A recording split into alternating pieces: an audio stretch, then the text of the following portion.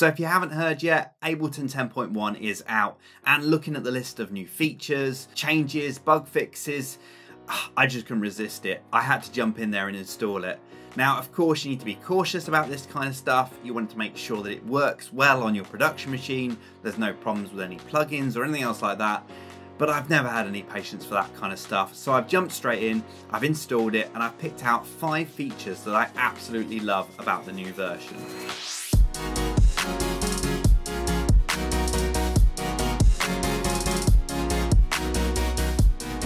So I've gone ahead and installed Ableton 10.1. Before I did that, of course, I took a backup of the original application before I installed the new version, just in case. That way I can always go back to it if I need to. But running it for the last few hours, I haven't noticed any issues at all. There's been nothing that's kind of come out of the normal. Everything seems to work well. I don't run that many third-party plugins, and most of the ones that I do, I keep updated. So hopefully there shouldn't be any issues at all. Now, from what I've heard, it's been really well tested. The new version of Ableton has had plenty of betas, plenty of release candidates, so you know that everything in there has been well tested. But of course, everybody's setup is different. Everybody's got different plugins, so of course, exercise caution before you install the new update. The only thing that I've actually noticed is that all of my themes have disappeared. So this was always going to happen. When you install third-party themes into Ableton, you're putting them into the application. So if you update the application, they're of course going to disappear, but that's a really good opportunity to download some brand new ones. Now, if you're looking for some themes, head along to my website, abletonthemes.com. It's a brand new website, but we've got over 300 Ableton themes on there now.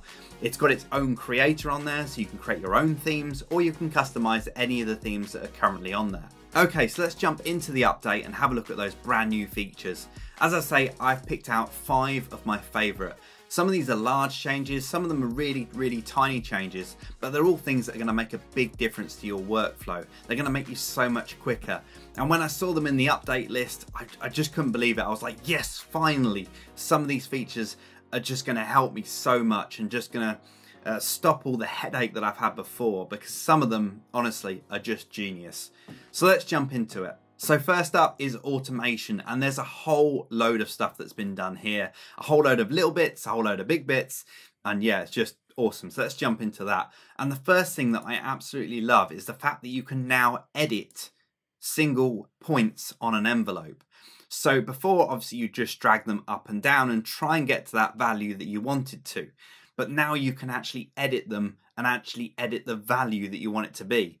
All you need to do is you need to right click on any point and click edit value, and you can actually edit the value to be whatever you want it to be. So if you have an exact amount as to what you want it to be, you can set it as that. It seems such a simple thing, but it's one of those things that I've been wanting to happen for a while.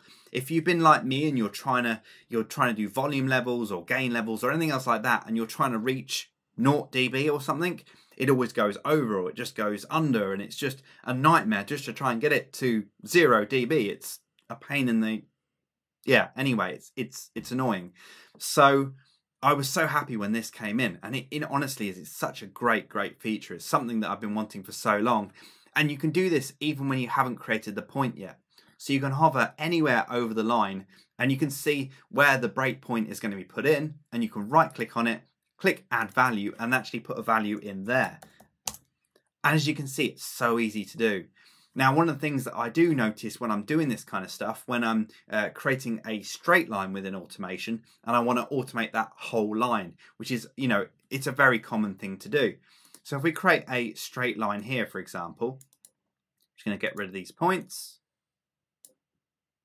So let's create a point between here, call that 400. Call that 400.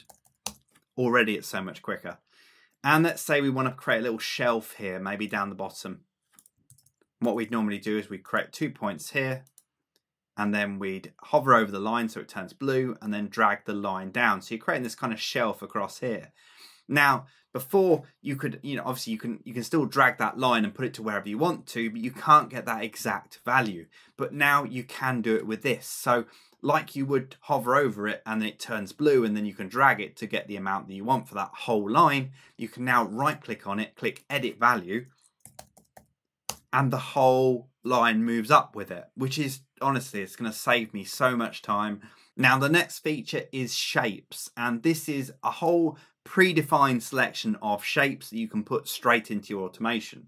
So all you need to do is you need to just select the area that you want to create the shape under, right click, and you'll see at the bottom of this right click menu, we've got a whole load of predefined shapes that we can put in here. So we've got like sine shapes, we've got triangle shapes, we've got saw type shapes. So if you wanted to create a fade in of some sort, you can easily just do that. And it's as quick as that. Again, it's one of those things that you can do quite easily, but it's going to save you those few seconds. And those few seconds, you know, overall are just going to save you so much headache in the long run. Now you could also, you know, select smaller sections of a MIDI clip, right click on it, and then put maybe a square wave in here. It's one of those things where you could put your own kind of sidechain kind of effect in there very, very quickly by putting some of these predefined shapes in there. One of the things I'd love to see is some maybe custom shapes in there, so you can make your own shape, save that shape, and then have it available to use later. But that's way too advanced. I'm just glad that they've got these basic shapes in here now, and they're going to be so useful when it comes to, yeah, doing those kind of day-to-day tasks within Ableton. Now next up we have this thing called shaping, and basically allows you to take any automation line and start tweaking it however you want to. So if you've got like a whole load of points over automation, then you can actually edit all of them at the same time, and you can stretch them either horizontally or vertically. Now what you need to do is you just need to select the points that you want to, and what you'll see is there's some very, very tiny anchor points that appear at the top, bottom, left and right of your clip. And this allows you to drag that automation however you want to.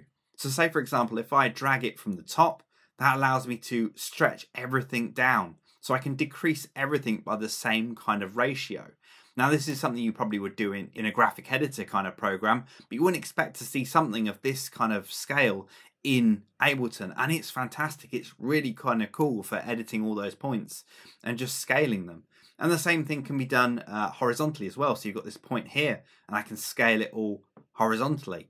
And it's not just moving the points, it's actually doing them in ratio. So you've still got that same effect, but you're actually kind of condensing it, having it perfectly in the same scale as it was before. Now, if you had a whole load of volume information, say for example you had a utility on your layer and you had a whole load of automation of the gain, and you wanted to take all of that automation up, well that's quite simple. You could then just easily just drag the bottom anchor point, drag it up, and just increase all that information. The last tweak I want to show within automation is to do with drawing in automation. Now, if you're a big fan of going into draw mode and then drawing in your automation, you'll notice that it adds a lot of breakpoints, a lot of points within that as soon as you've created it. However, now Ableton simplifies this. It kind of smooths it out. So when I go out of draw mode, you'll see that there's a lot less points here than there were before. Before you'd have hundreds of breakpoints there to show that curve, but now it's all been simplified. You can now also select a whole load of envelope points, right click and go to simplify envelope. Now, I've not found this feature to work very well for me, but then I'm not a big fan of actually recording the automation in. I tend to draw it actually within Ableton. But if you're using an external MIDI interface of some sort and you're recording that automation in, then the simplifying the envelope will probably work very well for you. Now, the next thing on my list is to do with track fades. When Ableton 10 came out, it introduced a new way to be able to edit those fades, and I really, really loved the way it did that. It took a little while to kind of get used to it because it was a big change from the original way, but it proved to be a really, really, really intelligent way of doing it and a very quick way of doing it. However, one of the most annoying things about it is that when I go into automation mode, you can't use that feature. You have to go out of automation to be able to adjust those fades, which is just one of those things that becomes a little bit annoying after a while. So when you're not in automation mode, you can put your mouse over any audio clip and you'll see these little anchor points appear. Now, these anchor points are used for creating fade-ins and fade-outs. All you need to do is click and drag them in and you can create a fade-in or a fade-out. Now, this is a massive improvement over the previous way of doing it in Ableton 9, but the only problem is when you go into the automation mode is you can no longer edit these fades. Now, it doesn't seem like such a big thing. You could just go out of automation mode to fix these. However, when you're doing that a lot, it does get very frustrating. So when they announced in Ableton 10.1 that you could then edit these fades within the automation view, I was so happy that it came in. So the first thing we need to make sure when we do this, because this is a keyboard shortcut, we need to turn the computer MIDI keyboard off. So make sure that's turned off before you do this. And then all you need to do is hold down the F key on the keyboard, and then you see the fades appear. And you can now edit these as you would with the automation view turned off. So that just makes it so much easier, so much quicker. And honestly, it's one of those things that I'm so glad that they've put in. Now, the next thing on my list is to do with freezing tracks. Now, you probably didn't think this could change, this could get any better. It is what it is, it does what it does.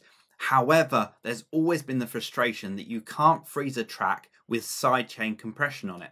Now, the reason for this is that you have two different channels and they've got a relationship together. So when a kick hits, then it might duck a bass instrument. So they both rely on each other to do things. So that's why you couldn't freeze them before. However, in the new 10.1 update, that is now possible. So I've got a layer here, an organ instrument, and that's actually sidechained to my kick. And previously, I wouldn't have been able to freeze this before, but now I can freeze it. There you go, I told you it was going to be a simple one, but it's just one of those things that's always been a frustration, and now it's been fixed. Okay, so next thing on my list is zooming, and it's not really that kind of exciting a subject and probably not going to help you produce anything, but it is actually going to help you see your project a whole lot better and just get around it a whole lot quicker. Now, this all relies on a lot of keyboard shortcuts and some new buttons within Ableton. The first thing I want to look at is the keyboard shortcuts, because the Z and the X key are going to be your new best friends. Your fingers are going to be on them pretty much all of the time once you learn these new shortcuts. So we're in one of my tracks and I've got an organ instrument here with some automation on it. Now, I can't really see what that automation is doing because we're too far zoomed out. Now, I could use the timeline at the top, I could click and drag and zoom in, and I could probably find where I want to edit. But it's probably going to take me a little while. I'm going to have to zoom in horizontally and then probably have to resize the channel to kind of get it to fit right. And it will just take me a whole load of time. But there's a much quicker way of doing that now. All I need to do is just select the clips that I want to zoom in on. So say that's the part that I want to zoom in on.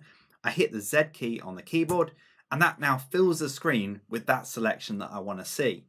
Now, obviously, whenever you've zoomed in the past, you know that, getting back to how it was before was a pain in the bum to kind of do that, because you need to then zoom out, you need to resize the layer again, and it just takes a whole load of time. But with this, you've almost got like an undo for the zoom. And by hitting the X key, you can get back to where you were before. Now, this is absolute genius when it comes to your workflow and be able to see stuff within here. Say, for example, I've got all these drums within here. All I need to do is just create a selection over those clips. I can do it over more than one track if I want to.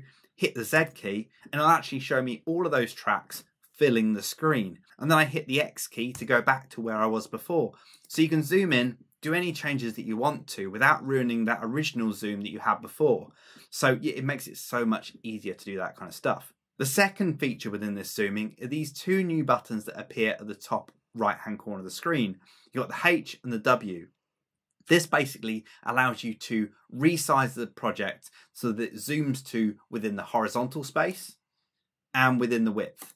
So you can make everything fit on the screen. So that's zooming within Ableton 10.1, and I reckon these two fingers are going to be permanently glued to the Z and X key from now on. It's going to be super useful going forward.